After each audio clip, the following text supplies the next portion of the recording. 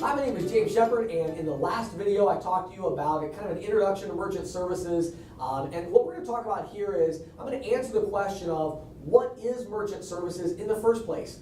Why do people accept credit cards anyway? So what I'm going to do is this. I'm going to back up a little bit and give you just a little bit of history on merchant services, just a real quick 5-minute history of merchant services, okay? So a long, long time ago, in a land not so far away, people didn't have credit cards. They didn't have check cards, they didn't have plastic. If they wanted to buy something, the only way to buy something was either with check or with cash, okay? So the reality of that is most people would go to their bank, they would write a check to cash, give it to the teller would give them cash, and then they would go buy something at the store. Now, that model created two big problems. One big problem for banks and one big problem for businesses, okay? Now, the big problem for banks is that it costs a lot of money to have tellers at the window giving out cash. There was room for human error. It was not a very efficient way to move money around. And so the banks solved that problem by creating cash machines or ATM machines. And they gave these little plastic cards to people so they could go to their ATM machine, put a little 4-digit code, and get money out. And that system was automated, and it was much more reliable, much more convenient than having to walk into the bank, write out a paper check, and have a teller give them money. Now, on the flip side, the problem that this whole cash society was causing for businesses is this. Did you ever notice how when you walk into Walmart or Walgreens or Target, and you just need to buy a gallon of milk, right? Where is the gallon of milk at? Is it right in the front? Is it in one of those little things where they got the soda pop in the front? No.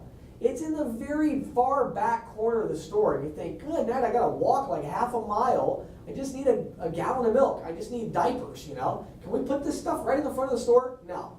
Way in the back. Why do they do that?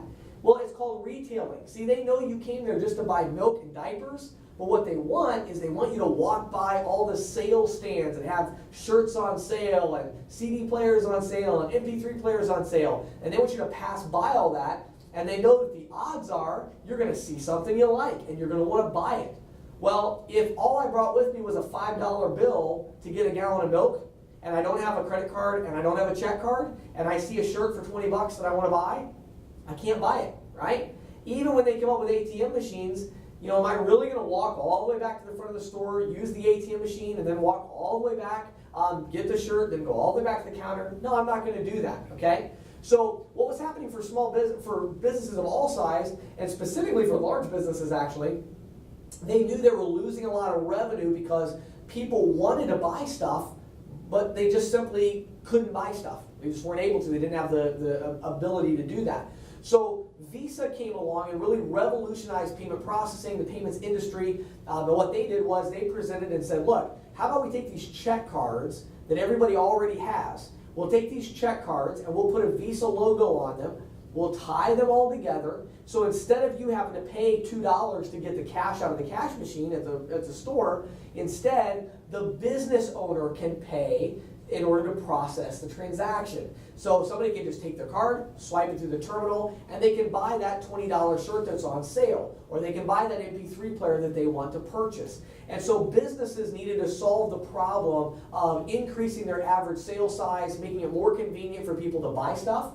Banks wanted to lower their costs and make things more effective and efficient. And so what happened was those two things kind of converged together to create the credit card processing industry. And you might say, okay, that's processing credit cards. What's merchant services? Well, I'm going to cover that in the next video. Again, my name is James Shepard. We are recruiting a team. We have the best program in the merchant services industry, in my opinion. Of course, I'm biased. I'm the CEO of the company. But I love our program, and I think you should check it out. Go to ccsalespro.com or click the link below this video to learn more about us.